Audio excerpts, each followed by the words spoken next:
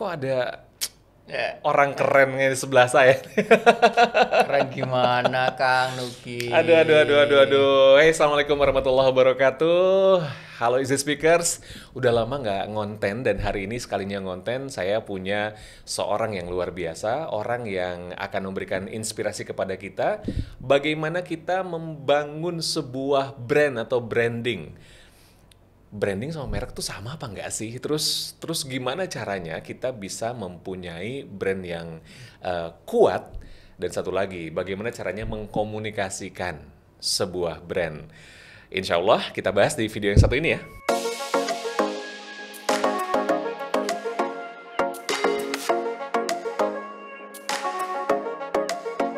Video ini dipersembahkan oleh Easy to Speak. Make your communication skill beyond with an easy way. Halo Easy Speakers, dimanapun berada, hari ini kembali kita berada di video yang insya Allah akan memberikan kita pencerahan sekaligus pengetahuan tentang bagaimana pentingnya arti komunikasi untuk kehidupan kita. Dan di sebelah saya sudah ada Mas Dodi. Hey Mas Dodi, gimana kabarnya? Halo Kang Nugi, alhamdulillah, masya Allah. Sehat ya? Luar biasa. Iya, ini kalau lihat Mas Dodi itu kayak Anies Baswedan, kenapa ya? Dari mananya? Saudaraan sama Anies Baswedan atau gimana Mas? Kalau dari Nabi Adam sih ada.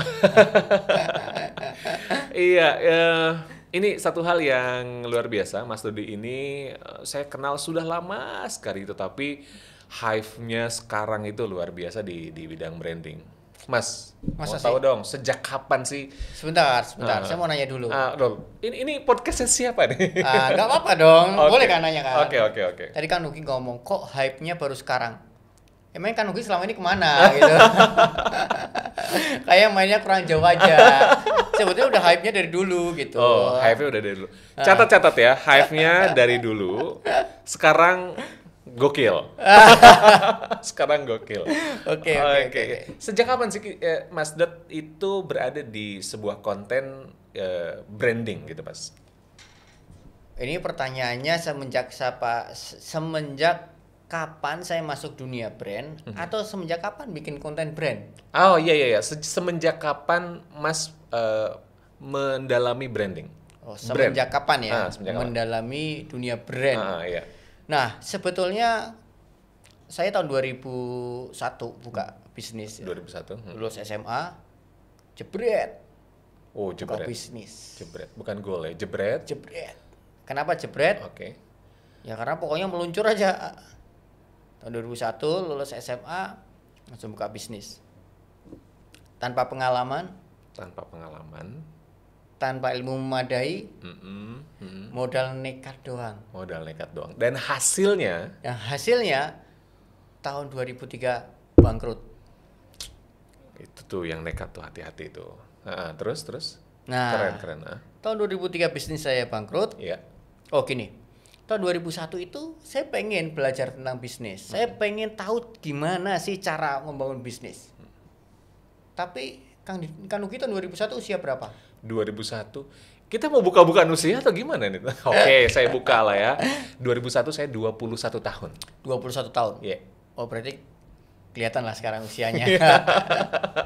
Oke, Kang Nugi udah tahun 2001 udah ngapain tuh? 2001 saya baru menjadi seorang penyiar radio. Penyiar radio. Iya. Oke. Ada internet belum tahun itu?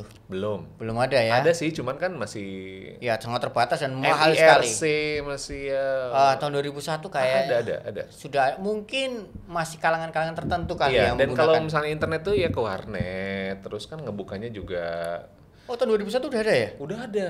Saya punya email itu lycos.com dulu, terus ada lagi apa ya dulu, zaman-zaman Yahoo berjaya kan tuh. Oke. Berarti saya yang kurang pergaulan aja.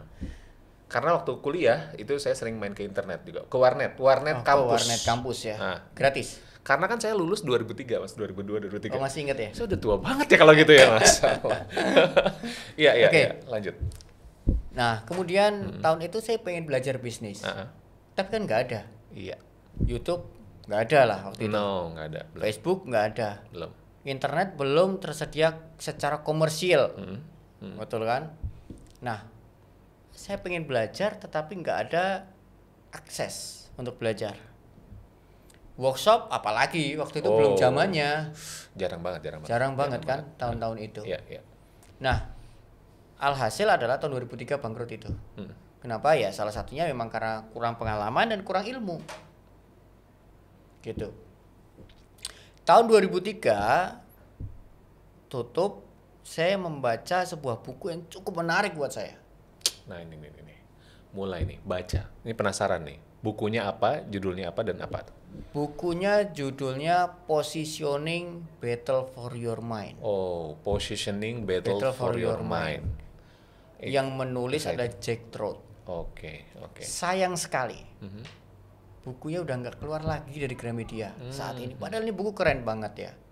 Sampai sekarang buku itu masih jadi pegangan saya. Sampai hari ini loh. Sampai hari ini. Masih ada nggak? Masih. Boleh Masih fotokopi nggak? Boleh fotokopi nggak? Mas, ini Mas. ini fotokopi kayak zaman apa? Nah gitu nih, ya? Positioning the Battle for Your Mind. Wow. Jack Trout dan Al Ries. Wow. Wah, ini kalau mau cari bukunya second di Tokopedia. Wah, sebut brand nih, nggak apa-apa deh. Nggak apa ya, oke. Karena waktu itu saya pernah mau kasih ke teman-teman untuk giveaway. Ini saya giveaway-nya kasih ke Wah, Nugi aja deh. Tuh. Ini di luar skrip loh ya. Ini di luar skrip loh ya. Ini asli, ini saya dapat Renal Kasali ya ininya ya. Oke, Pengantarnya. Pengantarnya ya. Ya, saya one of my favorite author ya, Renal Kasali. Buku-bukunya saya lalap juga, keren-keren. Mielin dan lain-lain. Iya, betul. Oke. Ya. Lalu ada apa dengan buku ini dan mengapa buku ini life changing, merubah Oke, mengubah kehidupan? segalanya menurut iya. saya. Bukan life changing lah, mind changing Mind ya. changing, oke. Mengubah segalanya bagaimana saya dalam berbisnis. Yang tadinya saya berpikir bahwa kalau saya mau berbeda dengan kompetitor, pasti dong kita membuat sebuah bisnis pasti harus berbeda. Kalau nggak ada perbedaan nggak mungkin bisa memenangkan kompetisi. Diferensiasi. Diferensiasi, itu kuncinya. Namun selama ini yang saya pahami adalah diferensiasi itu dimulai dari produk. Oke. Itu kesalahan fatal saya tahun 2001-2003. Iya, Apa yang orang banyak berpikir itu. Iya, pasti berpikir diferensiasi seperti itu produk. Gimana caranya ngebedain produk dari Ya, yang mau lain, dibuat lebih besar, lebih dibuat lebih aneh bentuknya, dikasih lebih warna unik. berbeda, lebih unik bentuknya. Padahal itu kesalahan fatal. keliru banget ya. Sangat keliru sekali. Wow. Oke. Itu pelajaran yang saya dapatkan dari buku ini. Iya. Nah, ketika saya baca buku ini, ternyata yang namanya berbeda itu bukan dimulai dari produk, Tetapi dimulai dari mengubah persepsi konsumen. Nah, ini kata menarik nih ya. Catat ya, satu-satu ya, teman-teman betul-betul kalau perhatikan konten ini, kalau bisa bawa buku, ini bakalan keren dan kalau Anda punya produk ini bakalan jadi hype juga nih. Merubah persepsi konsumen. Ya, contoh. Nah. Misalnya Kang Nugi.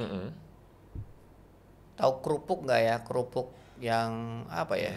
Kerupuk yang putih yang saya putih. sih kalau di Bandung ya. Ya, ini, di Bandung. Bandung itu suka makan lotek, Mas. Lotek. Lotek apa sih? Lotek Kayak itu semacam rujak gitu ya. Lawannya high tech, Mas. Lotek. Lotek itu teman-teman kayak keredok, kayak gado-gado Oh, gitu semacam ya. gado-gado. Kayak gitulah. Oke. Pada saat makan lotek Pakai ya. kerupuk pasti. Pasti pakai kerupuk ya. Iya. Makan bakso, kerupuk. Makan bakso, kerupuk. Misalnya pas makan lotek. Ada 2 toples. Biasanya pakai toples kan? Iya. Dibungkus pakai toples kan? Box-box itu. Ya, box atau gitu, plastik toples panjang. atau ya. Misalnya toples pertama namanya adalah Cinta Mama. Iya. Sumber berkah. Ya, toples kedua Sumber Berkah. Nah, tapi yang di Sumber Berkah ini ada tulisan spesial untuk lotek. Wih. Mana yang diambil? Penasaran dong, kenapa spesial untuk lotek gitu? Pertanyaan saya, mana yang diambil Kang Nugi? Ya itu yang tadi, itu saya penasaran jadinya. Yang mana? Yang spesial untuk lotek. Yang spesial untuk come? lotek. Dimakan. Apa bedanya? Betul. Nggak ada bedanya. Nggak ada bedanya. Nggak ada bedanya. So bedanya di Persepsi. Guys, teman-teman sekalian ini, persepsi. Barang boleh jadi sama, Barang boleh jadi sama. dikomunikasikan dengan sebuah tulisan. Hanya tulisan. Hanya tulisan, simple banget, tetapi merubah. Persepsi konsumen. Oh, ya, Tanpa iklan, tanpa iklan. tanpa biaya mahal, Mm-mm. tanpa mengubah packaging yang cukup mahal. Wow. Yang terakhir, Mm-mm. mengalahkan kompetitor nggak menurut Kang Nuki? Pastinya dong. Iya, Nyatanya Kang Nuki ngambil yang kedua. iya benar. Kecuali kalau udah habis saya pasti ngambil yang sebelah. Oh iya, pasti.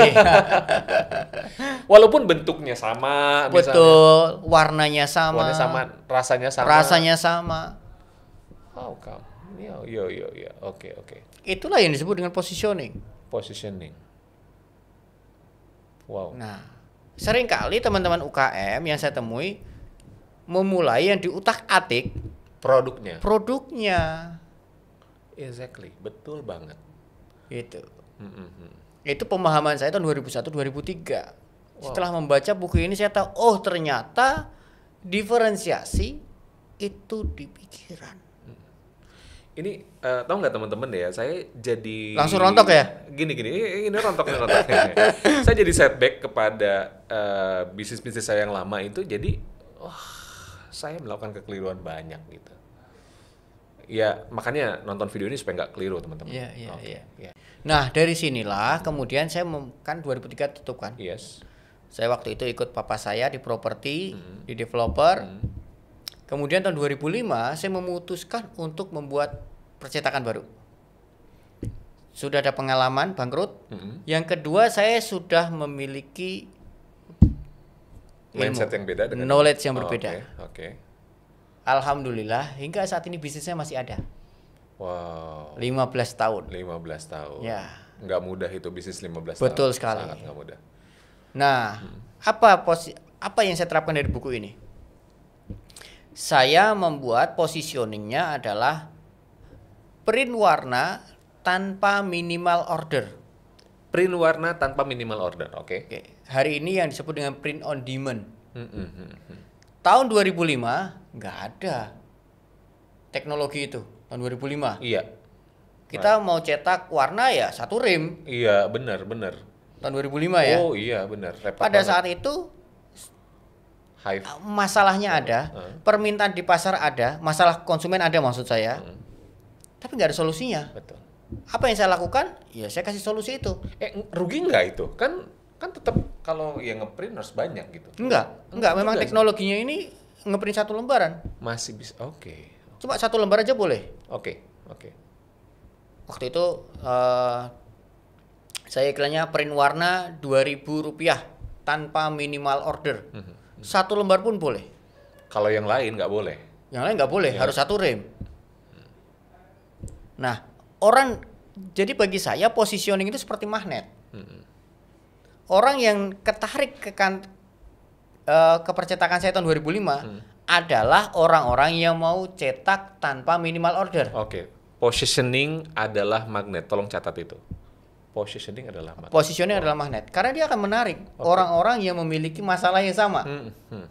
Ketika tahun 2001 saya mengatakan saya one stop printing. Saya bisa cetak semuanya. 2001 ya? 2001 Kalau sekarang yang udah saya tutup banyak ya, sekarang 2001 udah banyak. ya, 2001 bisnis saya ya, tutup oke, ya. ha. Saya one stop printing. Saya bisa cetak undangan, cetak nota, cetak kartu nama, bisa cetak kop surat, apapun itu saya Apa lu mau bisa gua cetak ada, semua. pokoknya sini indah Ya, gitu ya. palu gada. Apapun lo mau, gua ada bisa. Gua bisa semuanya. It works. No, Tutup. Iya. enggak. Kenapa? Karena pada saat saya mengatakan ini palu gada, saya bisa untuk segala-galanya. Saya sedang berkompetisi dengan brand yang jauh lebih besar, Iya. percetakan besar yang menggunakan magnet yang sama, cetak one stop printing juga. Iya. Kan saya bersaing di kolam yang sama. Di kolam yang sama dengan kapasitas yang berbeda. Jauh banget. gitu. Jauh banget. Ya. Jelas pasti kalah. Iya, kita lawan raksasa gimana? Bener. Iya. Pasti saya jadi konyol itu. Betul. So, apa yang dilakukan? Bangkrut itu tadi. Bangkrut. Tahun 2003 karena memang nggak bisa ngelawan mereka. Bukan nggak bisa. Kompetensi yang saya miliki resource yang saya miliki berupa finance nggak nggak imbang melawan mereka. Oke. Sehingga tahun 2005 saya masuk ke kolam yang jauh lebih kecil, sempit. Cetak warna tanpa minimal order. Kalau boleh dianalogikan perbandingannya, percetakan ya mungkin seluas meja ini, Iya. kapasitas besaran pasarnya. Betul. One stop printing itu segede meja ini. Mungkin untuk print warna tanpa minimal order yang print on demand mungkin hanya sekian ini. Kecil banget, sedikit Kecil, banget. betul. Tetapi Saya bermain sendirian di kolam ini. oh no, asik banget itu. Asik banget. Asik banget. Kenapa ya mereka kok nggak masuk ke sini? Satu, mereka udah terlanjur gede. Nggak mungkin mengecilkan ukuran lagi. Betul. Yang kedua, karena teknologinya pada waktu itu sebetulnya masih mahal.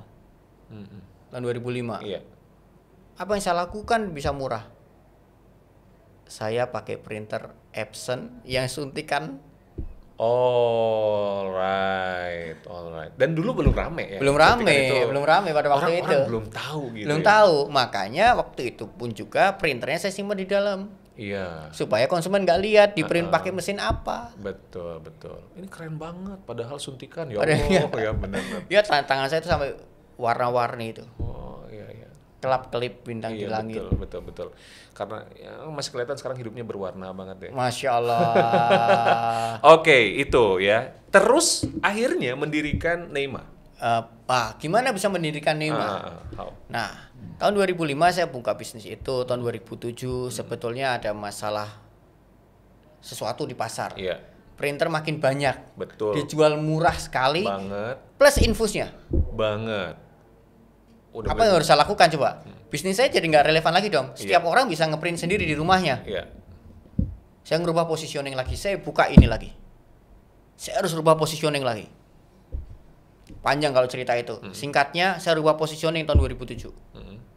Menjadi kartu nama instan. Kartu nama instan. Lebih kecil lagi pasarnya. Tapi kalau nggak saya rubah, saya nggak perkecil pasarnya, bisnis saya nggak relevan lagi. Betul. Ingat, positioning adalah magnet. Betul. Ketika saya mengatakan bahwa Derajat Celcius adalah sebuah brand print on demand, semut-semut yang datang nih, besi-besi yang ketarik ini magnet, adalah orang-orang yang ingin cetak tanpa minimal order. Ketika saya mengatakan ini adalah kartu nama instan, orang-orang yang datang adalah orang-orang yang mau cetak kartu nama. Seperti magnet ya. Iya, betul. Nah, begitu orang-orang mau kenapa saya pilih kartu nama? Bisa jadi orangnya punya printer sih. Tapi belum tentu dia bisa desain kartu nama ukuran kecil. Betul. Kedua, kalaupun dia bisa ngeprint dan bisa desain, belum tentu dia memotongin satu-satu. Iya, repot. Repot lah Repot. pasti. Nah, sehingga Orang saya kan pengen masuk praktis ya. Iya, saya masuk ke positioning yang unik itu. Dan alhamdulillah mulai naik lagi tuh bisnis saya. Ini ya. Dari pengalaman itulah, ternyata brand strategi itu seperti ini. Teman-teman di TDA pada waktu itu awal-awal tahun 2009-2010 saya diminta sharing EU pada waktu zamannya itu. Iya. Mas Dodi sharing dong. Akhirnya saya sharing ke beberapa pengusaha. Gimana kok Derajat Celcius bisa berkembang dari modal kecil. Oh, dulu masih ngisi Derajat Celcius gitu. Iya, ya? masih Derajat Celcius. Karena saya memang bisnisnya masih itu Iya, pada iya. saat itu ya. Nah, kemudian makin banyak yang minta ke saya. Mas tolong dong saya dibantu, Mas tolong dong dibantu. Akhirnya kemudian saya berpikir, apa saya bikin bisnis saja ya, brand consultant ya. Lahirlah tahun 2010 yang namanya Neima. Alright. Dari pengalaman teman-teman sekalian, ternyata kita bisa membuat sebuah bisnis baru. Betul. Wow, gitu ya. Dan saya kira akan lebih kuat ya, karena kita dari pengalaman ya. Betul, base-nya karena ya. based on experience. Experience ya. Dan dari situ berkembang. Berkembang betul. Dan satu ya, saya orang insting. Iya. Kalau Kang Luki tahu orang Steven gitu ya, iya. teman-teman juga mungkin kalau yang paham tentang Insting, Steven, insting. saya adalah insting. Senang silaturahim, taunya banyak, tapi nggak dalam ya. Ya, tapi nggak dalam. Tapi nggak dalam, taunya Betul. banyak gitu. gampang bosen, gampang bosen, senang sesuatu yang baru. Nah, tapi spiritualis, cie. yeah. Makanya jenggotan ya. Lanjut. Oh gitu ya. Saya mau ngomong sesuatu tapi nggak jadilah. Saya mau keluar tapi saya tahan ini. udah lewat. Lanjut. Iya. Nah, percetakan itu kan gitu-gitu aja. Gitu-gitu aja. Serius, ya bener gitu-gitu aja. Cetak lagi, ordernya itu lagi. Saya ngerasa nggak ada tantangan saya. Di Nema itu sebetulnya awalnya saya pengen itu hanya sebagai passion saya. Kenapa? Karena setiap klien kasusnya baru. Wow. Saya memulai sesuatu yang baru lagi, Iya. nggak ada pattern gitu. Iya. Saya menyenangkan gitu. Tapi dibayar. Sip. Cocok banget. I'm happy. Brand dan branding. Jadi itu adalah sesuatu yang berbeda. Berbeda, betul. Branding adalah aktivasi atau kegiatannya. Betul sekali. Gitu ya. Lanjutin dong kayak gimana? Nah, lanjutin aja.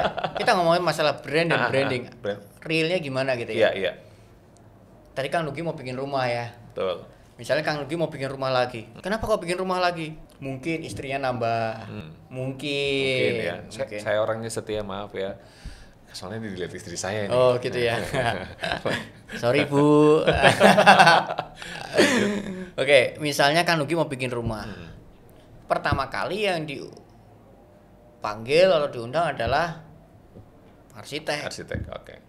Untuk ngebikin sketch Iya. dan lain-lain. Setelah, udah bagus nih gambarnya, 3D-nya udah oke, saya udah suka sama konsepnya. Selanjutnya panggil tukang bangunan atau kontraktor. Nah. Untuk ngapain? Iya, mewujudkan. Mewujudkan apa yang ada di dalam gambar. Desain. Gambar itu yang disebut dengan brand. Brand tuh gambarnya. Ya. Oke. Kontraktornya membangunnya itu disebut dengan branding. Oke. Clear banget. Branding itu adalah mewujudkan gambar Apa tadi yang ya? ada di konsep. Oke, siap. Nah, merek Sama brand. sama ya, brand. Ya, nggak ada bedanya. Nggak ada Itu cuma bedanya. bahasa Inggris dan bahasa Indonesia. Udah, sesederhana itu. Brand. Logo. Logo adalah salah satu cara branding. Oke. Apakah branding cuma iklan dan logo? Enggak. Enggak. Ada banyak cara untuk branding. Contoh, Kang Nugi pernah pergi ke toko fotokopian nggak? Iya, Pernah. Fotokopi apa, Kang? Sebutin mereknya. Enggak, memfotokopi dokumen apa gitu maksudnya. KTP. Oh, KTP. Mau ke KUA? Buku nikah. Paspor. Oh, paspor ya. Oke. Kang Nugi Iya. mau ke fotokopian. Iya. Fotokopi berapa sih? Untuk ongkos fotokopi untuk fotokopi KTP? 500.000 lah. 1.000 lah ya. Parkirnya 2.000. Di Bandung parkir berapa? Parkir 2.000. 2.000. Ya motor 1.000. Motor 1.000. Kalau Kalau saya pakai naik mobil ya 2.000. Tukang parkirnya kalau kamu nggak bayar parkir nggak boleh pergi. Bayar dulu 2.000. Wah, parah dong ya. 3.000 dong. Kan Nugi balik lagi ke situ nggak? Nggak mau? Nggak mau ya? Ogah. Nggak mau kan? Suatu ketika marketing dari toko fotokopi ini, ayo dong ke tempat saya, Ternyata konsumen ada nggak mau. Nggak mau. Kemudian marketing dari toko fotokopi ini dimarahin sama bosnya. Kamu marketing kok nggak becus sih? Masa nggak bisa jualan? Iya. Padahal yang lain tuh laku, itu nggak ada masalah iya. segala macam gitu ya. Pertanyaan saya, kenapa konsumen nggak mau datang ke toko fotokopi ini? Karena tukang parkir. Karena tukang parkir. Iya.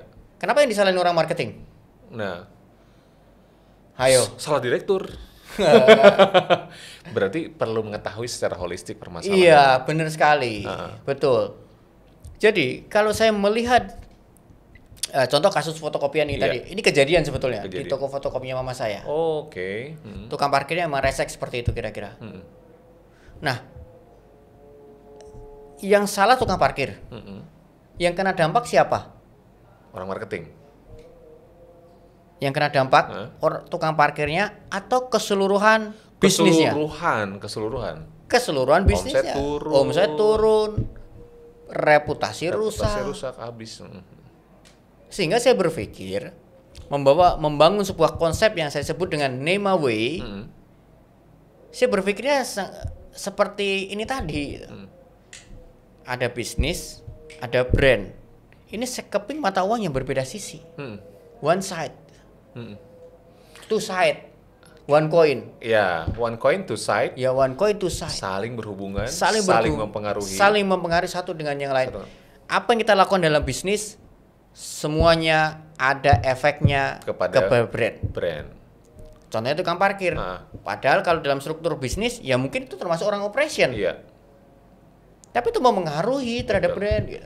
Termasuk ketika kita salah memberikan brand, pasti berpengaruh pada bisnisnya, betul? Oh pasti. Kita salah treatment dalam branding, ada efek terhadap bisnisnya, penjualan, di situ, finance. Iya. Di situ efeknya. Oke. Duh, saya jadi pengen nanya nih, nggak apa-apa ya loncat-loncat ya, nggak apa-apa, tapi ini nyantai. untuk yang lain. Gimana sih cara kita memberi nama? Oke, nama brand kita supaya catchy banget. Gitu. Oke, nama ya. Satu, kalau Kang Nugi dengar nama Sultan. Bagus atau enggak? Sultan, keren. Kalau produk saya adalah sampo untuk anak-anak, perempuan, harga murah, cocok gak? Mereknya? Sultan. Nggak nyambung. Iya. Sehingga kalau bikin nama, bukan cuma bagus, tetapi bener. Oke, bagus belum tentu benar. Betul sekali. Nah, gimana caranya benar? Yang pertama, sesuai dengan brand personality. Oke, satu ya, sesuai dengan brand personality. Oke. Apa itu brand personality? Nama Sultan, kalau kita analogikan seperti seorang manusia, feminim atau maskulin? Fun atau serius? Ekonomis atau mewah? Anak-anak atau dewasa? Hanya sebuah nama bisa merepresentasikan personality. End of mind, betul. Iya. Satu, kalau mau bikin nama, bikin personality-nya dulu. Kalau kita mah nama dulu baru personality ya. Jadi personality dulu nih. Gak apa-apa kalau asal pas. Contoh misalnya, Kang Nugi punya anak misalnya. Namanya Abbas. Misal namanya Abbas. Kemudian istri Kang Nugi pengen buka salon muslimah. Namanya Abbas. Abbas, salon muslimah. Salon muslimah Abbas. Kira-kira gimana? Salon muslimah Abbas. Gak enak banget ya. Apa yang terfikirkan? End of mind-nya apa? End of mind-nya gak akan laku itu. Gak dapet aja. Oke, gak dapet. Jadi boleh sih pakai nama anak, mau nama istri, mau nama suami, mau nama adik, mau nama keluarga, itu boleh sah aja. Syaratnya bener. Yang pertama adalah sesuai dengan personality-nya. Oke, lanjut dong. Aku jadi penasaran nih, personality apalagi personality.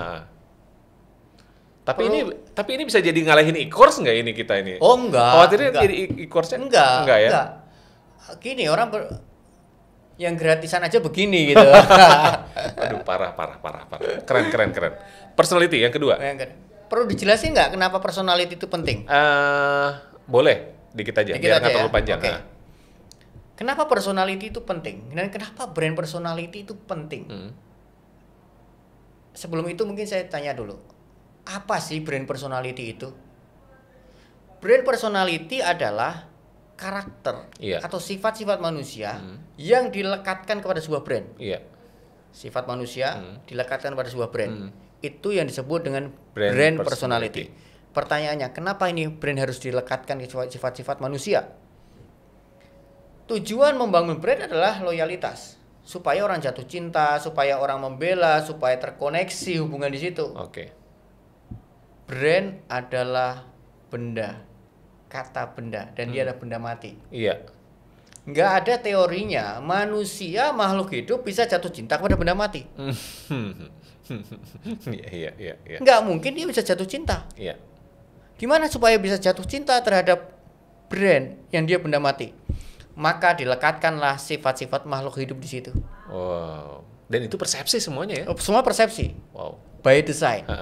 Saya kayak ngebayangin gini ya, kalau kita punya produk, kita punya brand itu dikasih jenis kelaminnya dulu gitu. Bener sekali. Makanya personality, feminin maskulin. Iya gitu ya. Iya. Oke. Kenapa? Kalau kita hanya mau jualan tanpa membangun brand, ya sudah nggak apa-apa. Siap. Tapi kalau ini jangka panjang, sampai orang bisa jatuh cinta terhadap brand ini, bukan produk, brand ini, harus punya personality itu mutlak. Yes. Clear. Oke, personality. Yang kedua. Personality. Yang kedua adalah sesuai dengan market kategori. Sesuai dengan market kategori. Itu makhluk apa lagi nih? Market kategori. Belum selesai nih, jelasin ya. Makanan dari jenis apa itu Iya, market iya. kategori. Secara sederhana, market kategori bisa juga dianalogikan dengan jenis bisnis. Walaupun itu nggak menggambarkan 100%, tapi gampangnya begitu. Iya.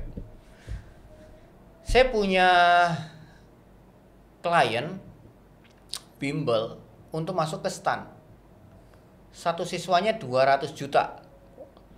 200 juta? 200 juta, satu siswa. Wow. Premium nggak? Banget. Premium banget. Kemudian dikasihlah nama Crown. Crown? Crown. Mahkota. Oke.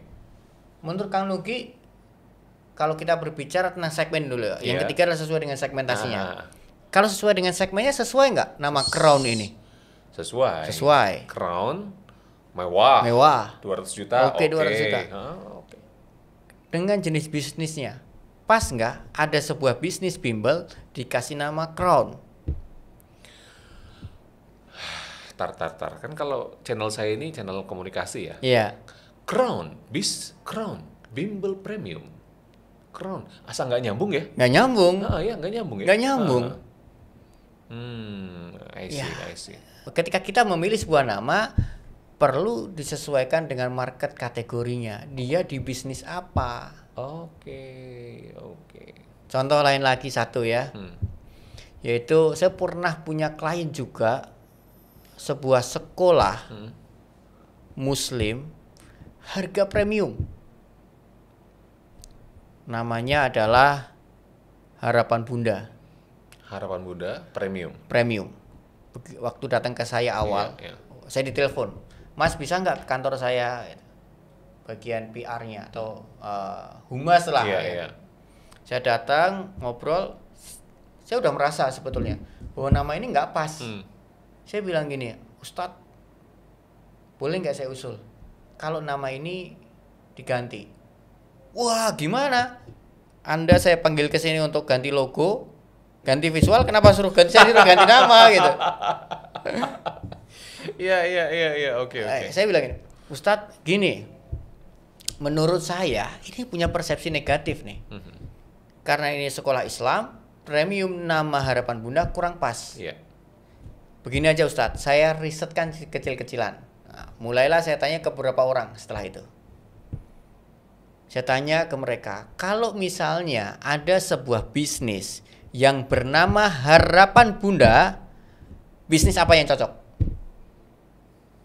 90% mereka mengatakan rumah sakit bersalin ibu dan anak. Kok itu ada yang di end of mind saya juga sama? Rumah sakit bersalin ya, Mas? Ya, rumah sakit bersalin Iya, itu lebih pas menggunakan nama itu. Betul. Iya. Ternyata generalis juga ya, maksudnya orang-orang juga menangkap hal yang sama. Iya, betul. Oke. Dan di dalam sebuah brand, jangan pernah melawan persepsi konsumen. Nggak akan bisa menang. Jangan pernah melawan Persepsi konsumen. Betul. Wow. Itu kata kunci itu. Kita nggak perlu memberikan kalimat deskripsi penguat hanya untuk menetralisir apa yang sudah dipikirkan, ya sesuatu yang berlawanan gitu. Iya. Eman effortnya gitu. Capek ngelawan itu. Betul. Energinya berat. Nah, kemudian saya tanya lagi nih, pertanyaan kedua. Waktu saya kecil-kecilan itu.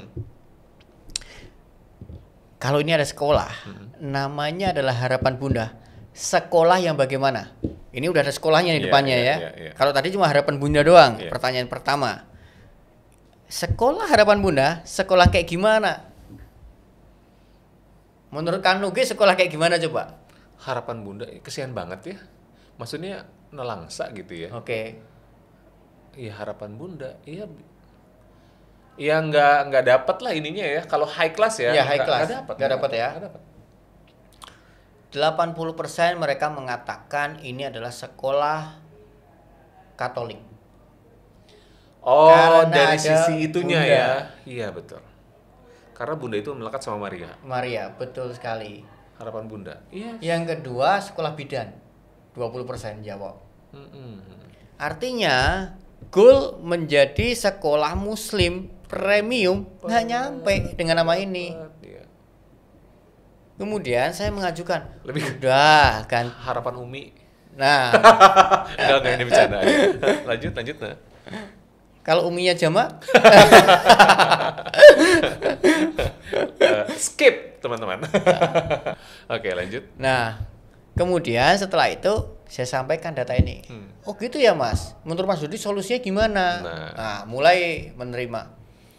Kita buat singkatan aja deh. Seperti KFC tadi. Betul. Kentucky Fried Chicken di Amerika terjadi kasus kata-kata fried ini goreng ini memiliki image negatif yaitu kolesterol tinggi, wah, junk segala food macam. dan lain-lain. Iya. Supaya kalimat ini nggak tersebut, nggak terbaca di pikiran konsumen, maka disingkatlah menjadi KFC. Dan Harapan Bunda jadi apa? Harapan Bunda akhirnya menjadi Spanda. SMP Harapan Bunda. Spanda. Nama lebih muda. Spanda. SMP Harapan Bunda. Oh, keren juga ya. Gitu. Kirain Harbun. Tadinya ada dua pilihan. SMP Harbun dan Spanda. Kalau Harbun juga nggak dapet ya. Harbun nggak dapet. Kurang enak didengar kurang enak gitu. Karena nama Panda, kan Harapan Bunda. Iya, Panda. di Panda. ada namanya theater of mind. Yes. Begitu disebut nama tertentu langsung di situ Langsung nempel. langsung kemana-mana gitu pikirannya kita. Gitu kira-kira. Iya. Udah 3 ya. Yang pertama tadi adalah sesuai dengan brand personality, kedua sesuai dengan market kategori, dan yang ketiga adalah sesuai dengan segmentasi. Yang keempat adalah sesuai dengan kutubnya. Kutub. Oke. Apa itu kutub? Saya membagi di dalam brand ini jadi 2 kutub.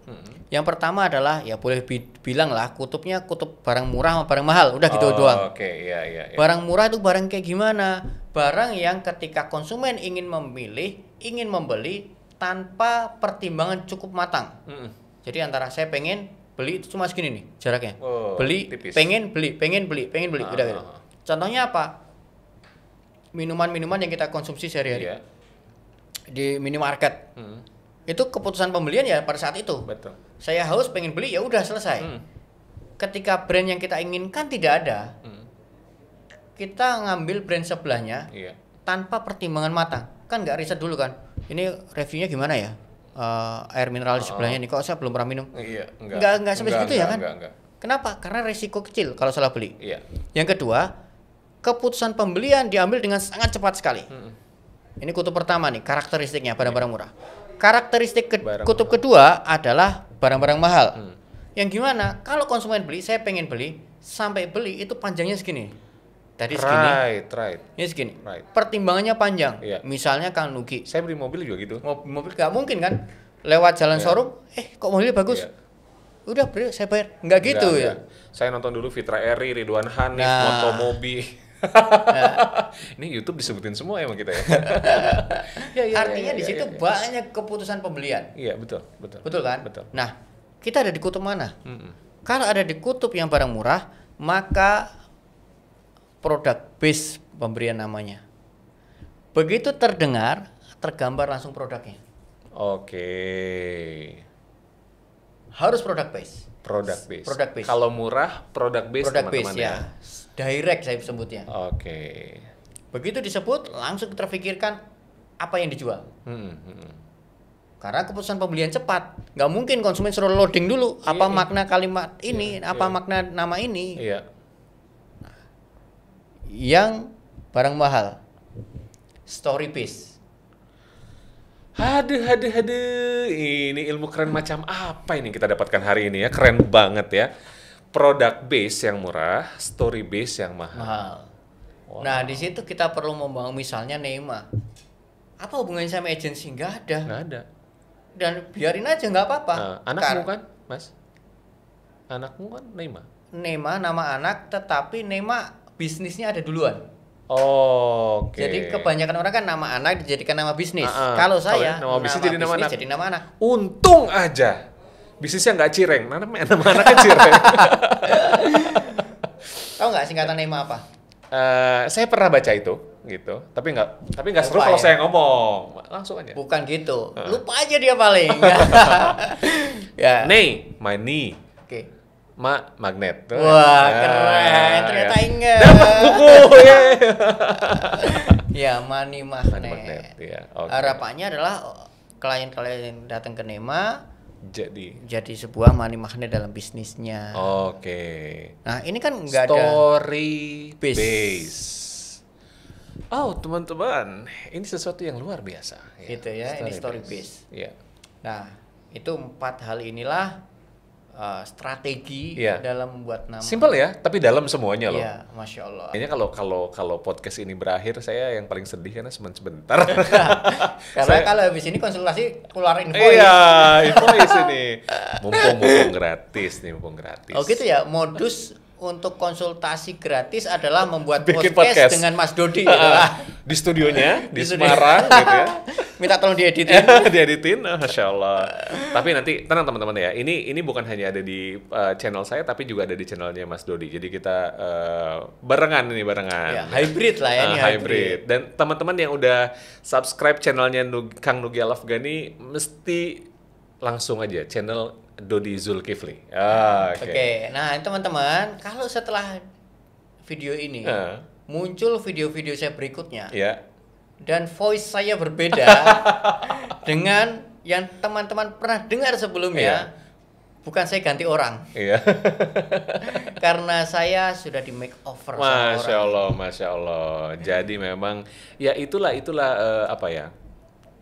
Berkah dari silaturahim ya Mas. Masya Allah. Kita itu ketemu tahun berapa ya Mas waktu itu ya? Tahun 2010, 2009, 2010. Iya, 2009 2010. Iya, betul. ya. Itu sekitar 10 tahun yang lalu ya. Tapi Mas Dodi nggak jauh beda, tetap sama ya. Masya Allah. Ya. Apanya nih? Apanya dulu? Cuman yang panjang itu jenggotnya doang. Masya Allah. Tapi stylenya aja yang berubah, Dulu tuh kalau nggak salah jasketan. Ya, betul nggak? Betul. Wih gila, gue masih ingat beneran. Keren nggak? Jadi waktu itu ceritanya sekitar gini. Kita ngomongin grooming dikit ya. Iya. Nah waktu itu sekitar tahun berapa ya? Ya 2 tahun yang lalu lah. Saya udah 3 tahun. 3 tahun yang lalu saya udah mulai kebentuk. Saya harus pakai baju hitam. Oke. Hitam. Pada waktu itu saya menggunakan baju polo shirt. Oke. Berkerah. Kerah. Ya, berkerah.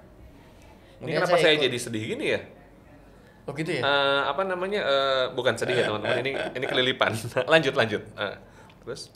Nah, saya ikut sebuah workshop lah tentang grooming, tentang keren dan lain-lain. Kemudian workshop ini saya pernah ikut juga. Lanjut. Mungkin ya. Sebut brand nggak nih? Nggak usah. Okay. Ya guru kita juga lah. Ya. Kemudian saya konsultasi setelah itu. Kalau saya pengen menampilkan image yang begini, apa yang harus saya lakukan? Iya. Pakai jas Mas. Jangan pakai polo shirt. Jangan pakai yang berkerah, karena itu terlalu berat. Oke. Maka saya udah nggak pernah pakai lagi berkerah. Oh gitu. Gitu. Oke. Ini ngomong-ngomong, celana ini susah banget carinya, karena celana putih itu susah banget carinya. Iya, betul. Susah banget carinya. Betul. Gitu. Ini Masya Allah nih, celana susah banget cari. Dan Mas tuh selalu gitu ya, celana putih. Celana putih, baju hitam. Baju hitam. Always ya? Always. Di rumah tuh putih berapa banyak? Semua. Baju hitam semua? Hitam semua. Okay. Coba gini logikanya. Sebetulnya sih kenapa sih kayak saya kenapa pakai baju hitam, karena saya thinking. Oke. Tadi ya, item thinking dapat tuh. Ya, saya jadi kayak gaya-gaya itulah, gaya-gaya pemilik Apple itulah. Oh, Steve Jobs. Steve Jobs gitu kan, item gitu Gak kan. apa-apa, gayanya aja nggak apa-apa. Nah, kenapa item pilihannya, Mas? Kenapa item putih? Kenapa hitam putih? Kok saya keren gitu aja sih. Kok saya keren ya? Sesederhana itu. Heeh. Nah, Mas Tanuki, ini saya ya. Iya. Saya pernah mencoba sedikit mengkalkulasi. Istri saya, orang lain, itu kalau keluar dari kamar mandi mau ambil baju aja, itu milih loh. Ember, iya, emang. Berapa menit habis di situ? Kalikan sepanjang hidupnya. Gila ini. Ini saya. Ini jadi kita mikir juga. Ini saya. Iya. Keluar dari kamar mandi kan wardrobe di depan Iya, kamar mandi. iya. Itu langsung tinggal ngambil paling atas saja. Saya nggak peduli apa yang ada di paling Karena atas. sama aja. Karena Pak. sama aja. Sama aja ya. Celana pun sama. Iya, Apa iya. yang di atas tinggal diambil. Iya, Selesai. Betul. Oh, jadi kepikiran saya. Gitu. Oke. Saya juga sama, di rumah banyaknya hitam gitu. Cuman tulisannya aja beda-beda. Oh, tulisannya beda-beda. Mas, memang sama tulisannya kayak gini semua? Oh, enggak sih, beda-beda. Oh, beda-beda. Tapi apapun tulisannya kan enggak masalah. Minumnya Oh iya. apapun tulisannya. Oke, Mas, terakhir Mas, saya pengen nanya tentang tadi branding, terus ada langkah-langkah, terus bagaimana cara mengkomunikasikan? Oke, Kan kalau channel saya channel komunikasi ya, bagaimana cara mengkomunikasikan sebuah brand supaya efektif dapat to the target? Oke. Gimana caranya supaya brand kita efektif komunikasinya? Oke, saya ulang agak mundur sedikit ke belakang ya. Bahwa ini ada tiga step membangun brand. Yang pertama adalah membuat namanya brand blueprint. Yes. Apa itu? Arsitek tadi, Yang gambarnya. Tadi ya. Kemudian yang kedua adalah bangunan rumahnya. Setelah kita bikin blueprint, bangunan rumahnya itu yang disebut dengan brand delivery. Iya. Kemudian yang ketiga adalah yang disebut dengan brand equity evaluation. Apa itu? Setelah kita bikin konsep, setelah kita melakukan delivery atau aktivasi, Iya. kira-kira pikiran konsumen nangkepnya apa? Itu yang disebut dengan brand equity evaluation. Oke. Brand equity itu sebetulnya sederhananya begini. Apa yang Kang Nugi, bentar nih teman-teman ya, sedikit Kang Nugi. Pada waktu saya pernah nih melakukan sedikit exercise di kantor.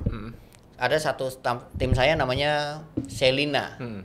Saya tanya gini, Sel, kamu ingin diingat sama temanmu Apa? itu orang kayak gimana sih Selina itu? Dia tulis tuh, Selina orang menyenangkan, Selina orang ramah dan lain-lain. Saya tanya ke teman-temannya, menurut kalian semua yang satu ruangan kerja sama Selina setiap hari, menurut kamu Selina itu orang kayak gimana? Tulis ya teman-temannya. Iya. Teman-temannya mengatakan Selina itu pendiam, Iya.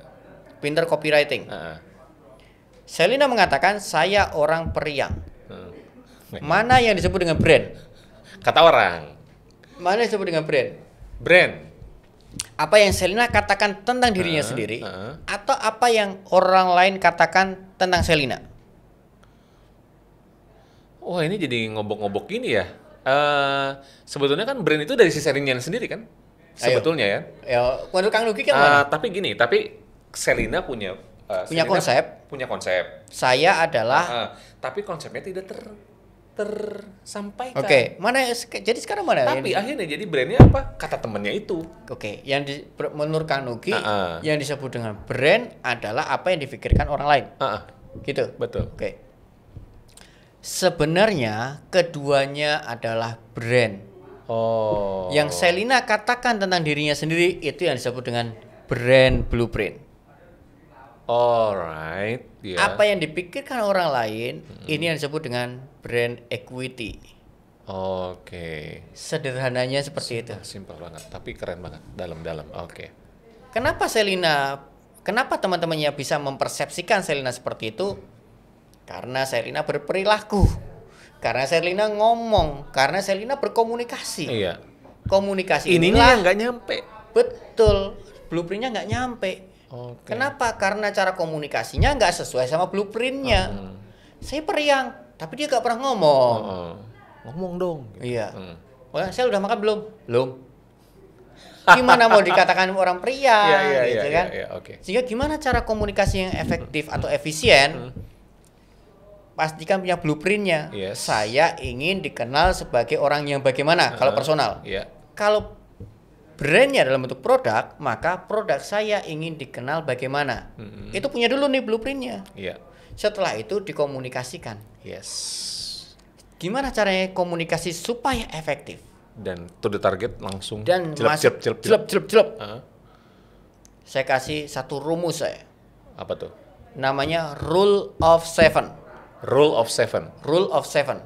1, 7 berarti. Kan Rule of Seven. Oke. Itu 1. 7 tapi 1. Oke. Itu sakti. 7 in itu. 1, 7 in 1. Rule of Seven. Apa itu Rule of Seven? Sebuah subjek Iya. yang dilihat 7 kali selama sebuah subjek dilihat 7 kali berturut-turut, trust akan terbentuk dengan sendirinya. Oke. Contoh, 7 kali betul. 7 kali berturut-turut. Ada sebuah brand baru yang kita nggak pernah kenal sama sekali. Iya. Ketika kita melihat pertama kali, kita belum punya trust sama dia. Betul. Dan kalau di pikiran otak reptil nyala itu. Logika paling gampang gini, analoginya. Kita lagi duduk di masjid, selesai dari masjid, lagi duduk-duduk nyantai. Tahu-tahu ada sales yang nawarin, nggak tahu dari mana datangnya. Pak, saya mau jual madu. Otak reptil kita nyala. Iya. Waspadalah. Iya. Ini, Menghindar. Apapun Lari. itu, lari. Apapun itu. Enggak. Langsung. Oh, maaf. Nah, Kenapa? Karena otak reptil kita belum kenal sama dia. Iya, betul. Sama dengan brand. Ada sebuah brand baru, subjek baru, maka dikenali ancaman oleh pikiran manusia. Iya. Apalagi ini? Ya, Makhluk apa lagi ini? Bener. Produk apa lagi ini? Betul sekali. Oke, orang waspada. Waspada. Waspada. Yes, Kenapa yes. otak reptil menyala? Karena dianggap hal baru. Betul. Kata kunci otak reptil adalah setiap hal baru dianggap ancaman. Betul. Kalau saya ya, Ya. as a personal, saya sering kali gini. Ada brand baru, produk yang sama, ada brand baru, terus saya suka ngomong, siapa yang punya ini? Iya. Siapa di balik ini? Iya, iya. Oh, gitu. Lebay juga ya saya sebenarnya. Tapi emang itu terjadi Ya, ya emang itu gitu terjadi, ya. betul. Oke, saya baru paham. Oke. Pasti otak reptil pasti nyala. Oke, siap. Kenapa otak reptil nyala? Otak reptil itu ya, nah ini teman-teman searching sendiri Iya, lah ya. iya. Otak reptil itu apa?